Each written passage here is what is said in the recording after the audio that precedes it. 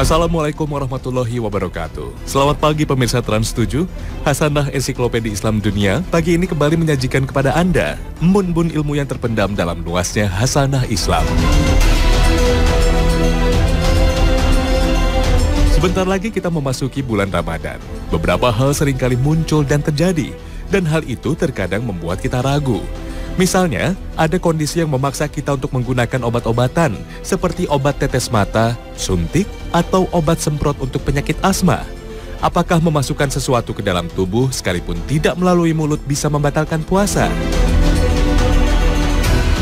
Pada dasarnya yang membatalkan puasa itu hanya 3 saja, yaitu makan, minum, dan hubungan suami istri. Tetapi kemudian para ulama mengembangkan dari 3 ini menjadi banyak sekali dengan kasus-kasus yang memang tumbuh dan berkembang di tengah masyarakat.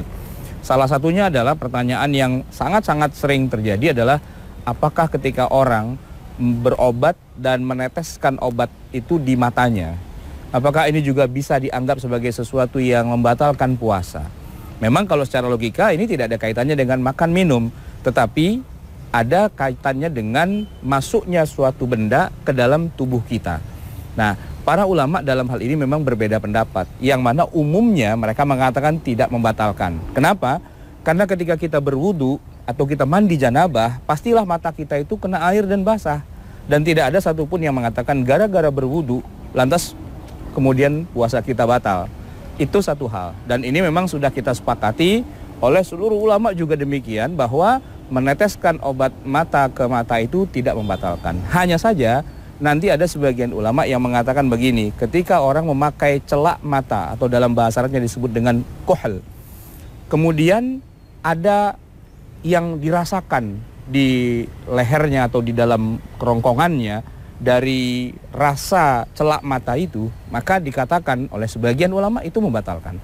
Nah, oleh karena itulah ketika memakai obat tetes mata yang kemudian ada terasa di tenggorokan juga, sebagian ulama, tidak seluruhnya, mengatakan itu berarti juga membatalkan karena ada unsur yang masuk ke dalam leher kita, masuk ke dalam rongga tubuh kita. Namun ini adalah pendapat sebagian, maksudnya agar kalau ada yang mengatakan seperti itu kita nggak usah kaget dulu. Walaupun tetap saja jumhurul ulama, mayoritas ulama, kebanyakan mengatakan bahwa obat tetes mata itu tidak membatalkan puasa. Kalau kita bicara tentang sesuatu yang dihirup lewat mulut atau lewat hidung, juga demikian, mayoritas ulama mengatakan menghirup itu bukanlah memakan atau meminum sesuatu. Sehingga dengan demikian kebanyakan ulama, mayoritas ulama mengatakan obat asma, inhaler yang dihirup lewat mulut atau lewat hidung itu sebagai obat orang yang sedang kena penyakit asma, agar dia terhindar atau dia bisa tertolong dan terselamatkan, itu pun juga tidak termasuk sesuatu yang membatalkan puasa. Walaupun mungkin saja nanti ada sebagian ulama yang mengatakan itu kan termasuk minum juga.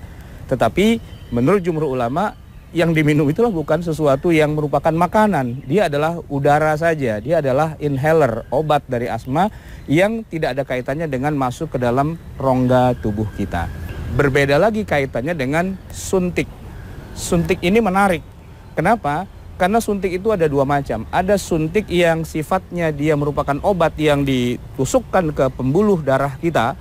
Dan ada juga suntik yang merupakan isinya adalah infus, dalam arti itu glukosa. Glukosa itu makanan. Maka kebanyakan ulama modern hari ini mengatakan bahwa ketika orang disuntik yang isinya infus glukosa makanan, ya itu adalah makanan. Dan berarti itu adalah sama dengan makan.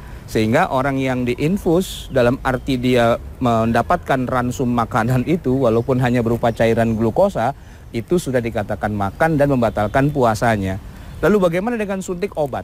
Apakah ini termasuk makanan juga atau tidak? Di sini khilafiyahnya agak lumayan banyak.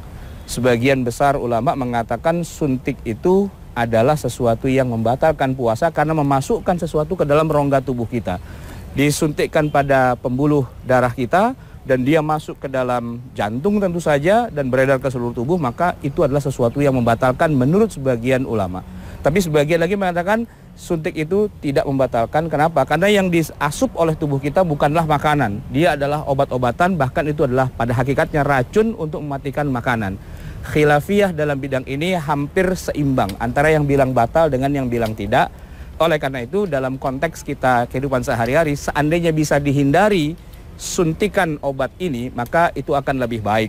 Satu lagi yang sekiranya juga banyak dipertanyakan di tengah masyarakat kita adalah keadaan seorang yang dalam keadaan puasa dia muntah.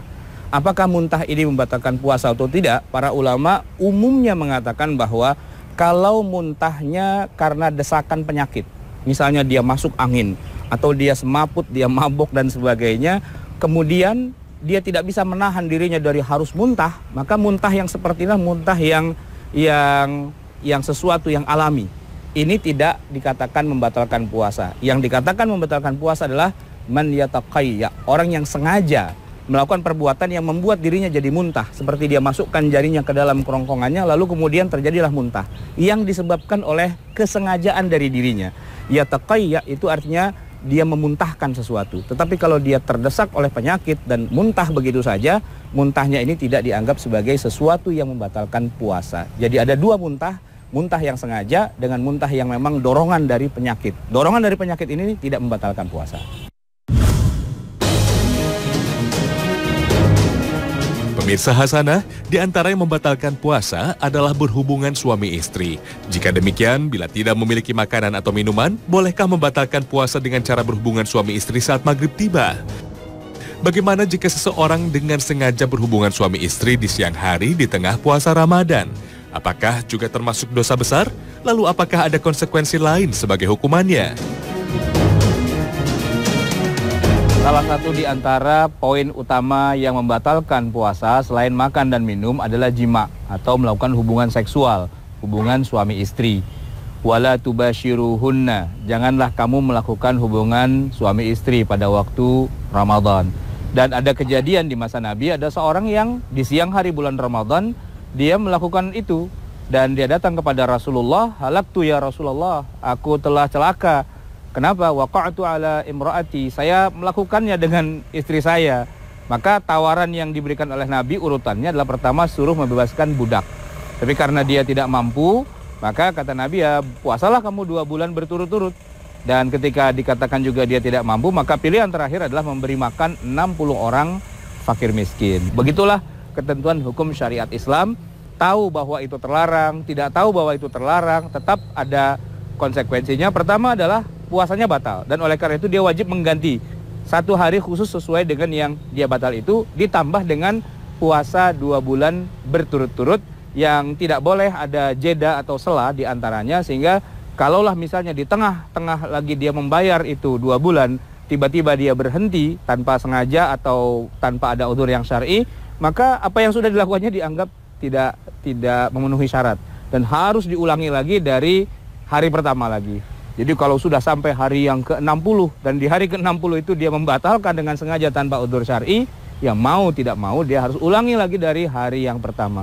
Begitu beratnya hukuman buat orang yang secara sengaja membatalkan puasa dengan cara dia berjima, melakukan hubungan seksual dengan istrinya di siang hari bulan Ramadan. Di masa Nabi kasusnya memang cukup unik. Orang itu miskin. Orang itu tidak punya harta, disuruh bebaskan budak dia tidak bisa, disuruh kasih makan 60 fakir miskin pun tidak bisa, dan puasa 2 bulan berturut-turut pun tidak bisa. Maka Rasulullah pun juga sampai terdiam, tidak tahu apa yang harus dikasih jawabannya lagi, sampai akhirnya Rasulullah menemukan solusinya, yaitu apa? Rasulullah berikan dulu kepada orang ini, si miskin ini, si fakir ini, sekeranjang kurma yang sekiranya bisa untuk memberi makan 60 fakir miskin. Lalu Nabi mengatakan, kamu sedekahkan dengan kurma ini kepada 60 fakir miskin. Tapi ternyata masalahnya belum selesai. Kenapa? Karena orang itu menjawab, ya Rasulullah, di Madinah ini kalau dibuat urut-urutan orang miskin, sayalah orang nomor 1 paling miskin. Sampai akhirnya Rasulullah, ya sudahlah berikan kepada istrimu. Nah, di situ dia menunjukkan bahwa begitu indahnya syariat Islam kepada orang yang tidak mampu dan secara real memang dia tidak punya apa yang harus dia bayarkan dan sebagainya, ya salah satu jalan keluarnya adalah kita beri dia sedekah. Kita beri dia sedekah agar dia bisa bersedekah, bisa membayar kafarohnya. Artinya apa?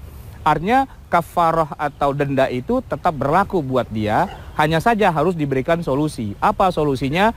Kita berikan dia sesuatu. Mungkin dia disuruh kerja lalu kita beri upah. Artinya dia tetap harus menjalankan apa yang menjadi kewajibannya karena kesalahan yang dia lakukan. Karena disebutkan bahwa melakukan hubungan suami istri itu membatalkan puasa. Ada kasus di mana seseorang saking miskinnya pas maghrib dia tidak bisa makan, dia tidak bisa minum. Lalu bagaimana dia membatalkan puasanya? Kalau ditanya, bolehkah batalkan puasa di maghrib itu dengan cara berjima? Ya jawabannya boleh-boleh saja. Hanya saja memang ini kasus yang unik, jarang terjadi. Buka puasa bukan dengan kurma, bukan dengan air, bukan dengan biji salak, bukan dengan makanan-makanan itu, tapi dengan melakukan hubungan suami istri. Ya boleh-boleh saja, asal jangan pamer dengan orang lain. Intinya batal. Nah, yang penting lagi adalah sudah maghrib, dan itu memang haknya dia, saking miskinnya. Nah, tetapi kalau kita tidak miskin-miskin amat, ya setidak-tidaknya makan dulu lah. Selesaikan dulu hajat perutnya. Setelah itu kalau mau melakukannya silahkan. Sepanjang malam itu sampai nanti terbitnya fajar.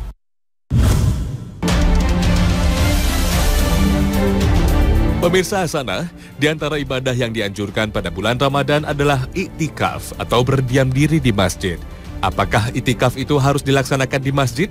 Lalu bagaimana jika selama beriktikaf di masjid ia menyempatkan pulang untuk makan, mandi, dan sebagainya? Apakah tetap mendapatkan pahala iktikaf? Lalu bagaimana pula dengan iktikafnya para wanita? Harus dilakukan di rumah atau juga di masjid? Tidaklah disebut iktikaf di dalam Al-Quran kecuali memang dikaitkan dengan masjid. Wala tubashiruhunna wa antum aakifuna fil masajid. Janganlah kamu melakukan hubungan suami istri itu wa antum aakifuna fil masajid sementara kamu lagi iktikaf di dalam masjid. Maka secara istilahan para ulama menyebutkan bahwa tidaklah disebut suatu ibadah itu iktikaf kecuali memang apabila dikerjakan di dalam masjid. Nah, lalu apa pengertian dari iktikaf itu sendiri? Ya, para ulama umumnya mengatakan bahwa al-lubsu atau al-muksu fil masjidi, berdiam atau berada di dalam masjid dengan tata cara tertentu, maka itulah yang disebut dengan i'tikaf. Jadi i'tikaf itu adalah seseorang berada di dalam masjid.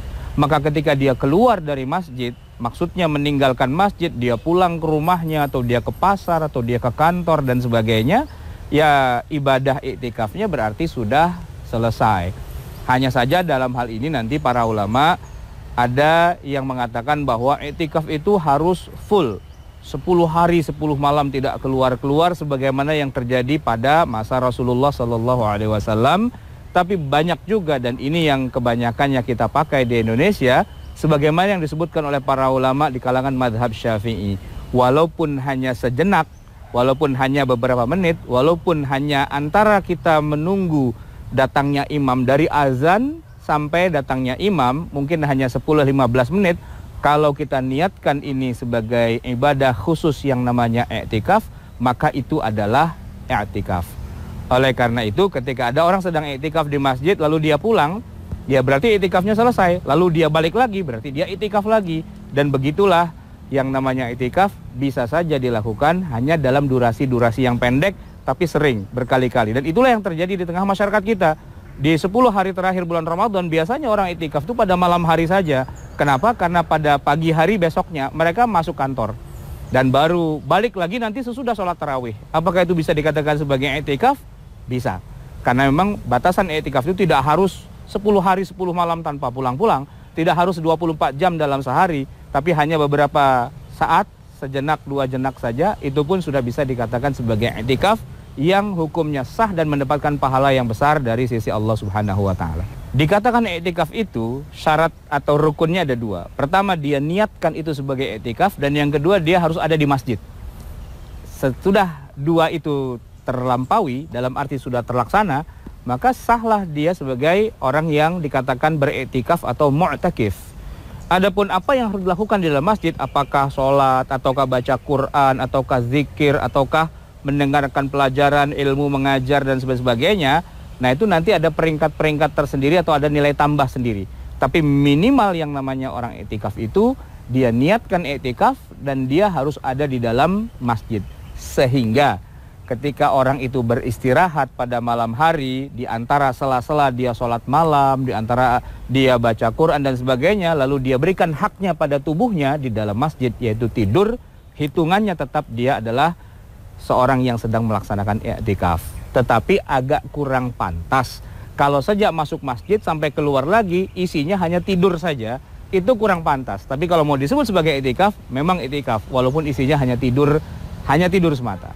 Beriktikaf atau berdiam di dalam masjid dengan niat ibadah itu memang besar sekali pahalanya.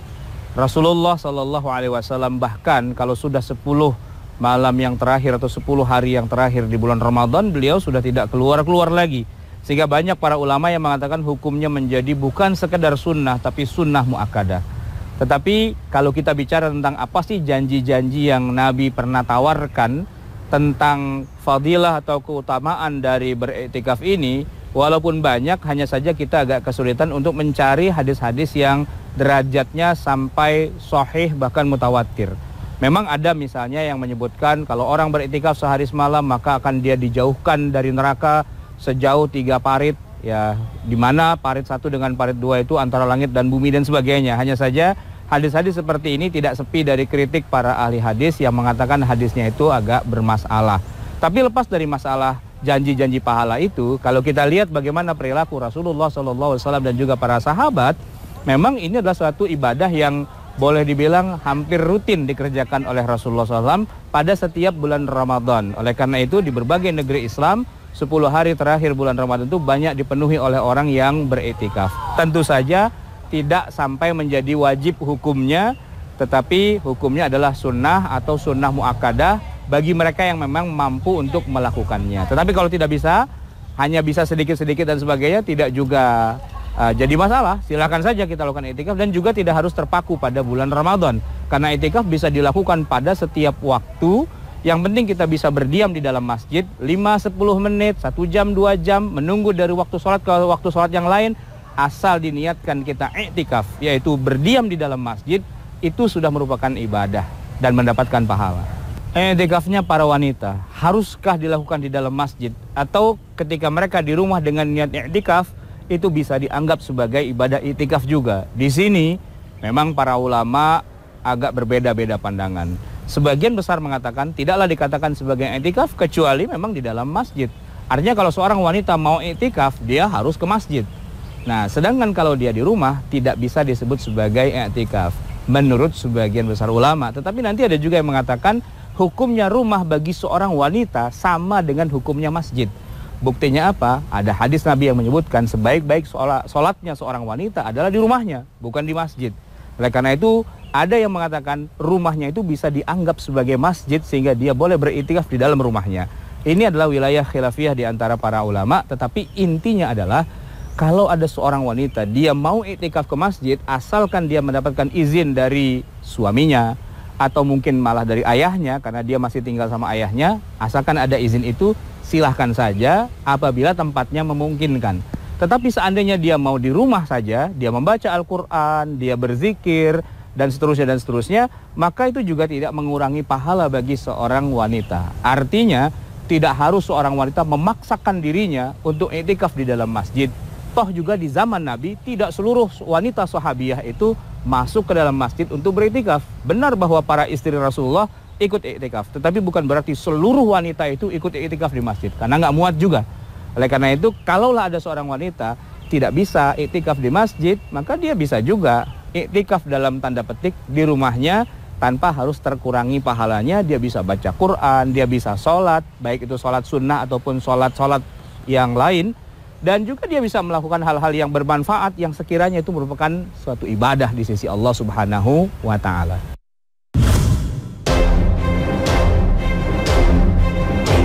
Pemirsa Hasanah, fenomena menarik yang menjadi kebiasaan umat muslim di tanah air di bulan Ramadan adalah membayar zakat mal atau zakat harta. Apakah memang zakat harta itu dianjurkan untuk dikeluarkan pada bulan Ramadan? Atau mungkin ada keutamaan tersendiri bagi orang yang mengeluarkan zakat hartanya di bulan suci Ramadan?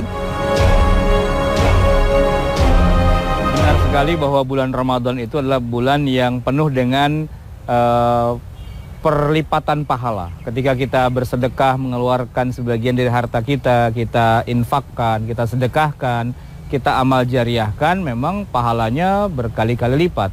Dan ini memang sudah mendapatkan respon yang positif. Masyarakat kita di bulan Ramadan itu terbiasa untuk mengeluarkan banyak sedekah dan sebagainya. Tapi ketika kita bicara zakat, Sesungguhnya zakat itu ada ketentuannya.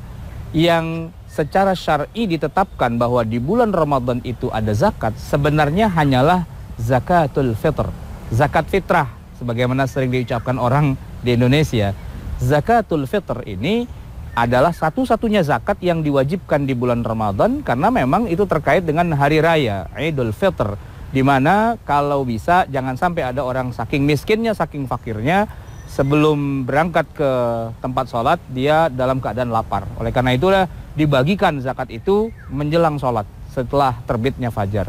Sebagian ulama mengatakan boleh setelah terbenamnya matahari di hari yang terakhir di bulan Ramadan. Yang lain lagi mengatakan boleh 2 hari sebelumnya, bahkan ada yang mengatakan boleh dari sejak awal Ramadan. Itu yang secara syar'i ditetapkan di dalam agama Islam.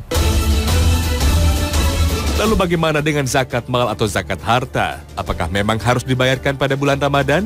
Atau barangkali ada keistimewaan tersendiri jika dibayarkan pada bulan suci Ramadan? Pemirsa, jangan kemana-mana. Tanya Hasanah akan kembali sesaat lagi. Adapun zakat mal, sebagaimana yang sering kita dengar istilah zakat mal, sebenarnya mengacu kepada ketentuan-ketentuan yang sudah baku. Tidaklah diwajibkan seorang untuk mengeluarkan zakat dari tabungannya, dari emas atau peraknya, kecuali bila sudah sampai 1 haul. 1 haul itu apa? 1 haul itu 1 tahun, secara tahun Hijriyah, tahun Qamariyah. Terhitung sejak jumlah tumpukan hartanya itu memenuhi 1 nisab. Kalau emas itu 85 gram, dan silakan dirupiahkan jadi berapa. Nah, sejak saat itu, terus kalau dia memilikinya selama 1 tahun Hijriyah, jatuhnya nanti bulan apa, saat itulah dia wajib mengeluarkan zakat dari harta yang dimilikinya. Dan bukan hitungannya di bulan Ramadan. Ini yang barangkali perlu juga kita sedikit agak kritis untuk melihatnya. Jadi bulan Ramadan itu bukan bulan untuk membayarkan zakat mal sebenarnya. Karena membayar zakat mal itu harusnya adalah di hari di mana jatuhnya tempo 1 tahun sejak harta kita menembus nisab yang sudah ditentukan. Jadi bisa saja jatuhnya di bulan Syawal, atau di bulan Muharram, atau di bulan Zulhijjah, bahkan juga bisa di bulan yang lain-lainnya dalam 12 bulan itu, tidak harus di bulan Ramadan. Tetapi kalau seandainya ada orang ingin mengeluarkan sedekah secara umum di bulan Ramadan, entah itu infak, entah itu memberi makan anak yatim, memberi orang makan berbuka puasa dan sebagainya di luar zakatul mal, yaitu memang akan diberikan lipat ganda yang banyak dari sisi Allah. Tetapi ketika bicara zakatul mal, maka ketentuannya adalah dibayarkannya pada saat jatuh tempo, yaitu 1 haul sejak menembus nisab itu. Maka bayarkanlah zakat mal kita sesuai dengan ketentuannya, dan bukan hanya sekedar ikut-ikutan euforia. Mentang-mentang orang-orang pada melaksanakannya di bulan Ramadan, lantas kita mengeluarkannya tanpa hitung-hitungan. Padahal ada ketentuan zakat mal kita itu, lihat dulu dari jenis zakatnya. Apakah dalam bentuk uang tabungan kah, atau dalam bentuk emas atau perak atau apa yang lain? Semua sudah ada ketentuannya, dan jangan kemudian semua yang sudah dibangun dengan baik oleh para ulama selama berabad-abad itu kemudian dibuang begitu saja dan diganti dengan zakat bulan Ramadan karena euforia. Semua orang lagi asik, semuanya lagi mengeluarkan zakat, lalu kemudian dia ikut-ikutan saja mengeluarkan zakat dengan niat zakatul mal. Tapi kalau niatnya adalah sedekah secara umum, itu memang waktunya. Silahkan perbanyak bersedekah di bulan Ramadan, tapi silahkan belajar juga ilmu zakat yang benar sesuai dengan tuntutan para ulama. Membayar zakat itu kenapa harus ditetapkan dulu sampai 1 haul? Karena boleh jadi ketika dia bayarkan di tengah-tengah tahun dan belum habis masa haulnya, bisa jadi sebenarnya harta yang harus dibayarkan itu lebih besar. Tapi sebelum hartanya membesar, dia keluarkan zakatnya dulu, dan ini sebenarnya adalah sebuah kecurangan dalam tanda petik. Karena bisa jadi yang dia bayarkan itu tidak sebesar yang seharusnya, karena belum jatuh temponya. Atau bisa jadi memang pada saat terakhir nanti, ternyata zakatnya atau haulnya itu, pas jatuh haulnya, maka nisabnya malah berada dia di bawah dari nisab. Yang dalam arti dia sebenarnya tidak wajib zakat. Nah, kalau yang seperti ini tidak mengapa juga. Kenapa? Karena ada kelebihan. Yang jadi masalah adalah ketika dia bayarkan duluan sebelum waktunya, dan ternyata yang dia bayarkan ternyata lebih kecil dari yang seharusnya, berarti masih ada kewajiban zakatnya yang belum terpenuhi. Oleh karena itu, sebaiknya jangan sebelum waktunya sudah dibayar. pastikan dulu waktunya sudah tuntas, sudah 1 haul, dan dihitung dengan cara yang benar, barulah kemudian dikeluarkan zakatnya dan tidak mendahului dari yang seharusnya. Pemirsa Asana, sampai di sini akhir perjumpaan kita. Terima kasih atas perhatian Anda. Wassalamualaikum warahmatullahi wabarakatuh.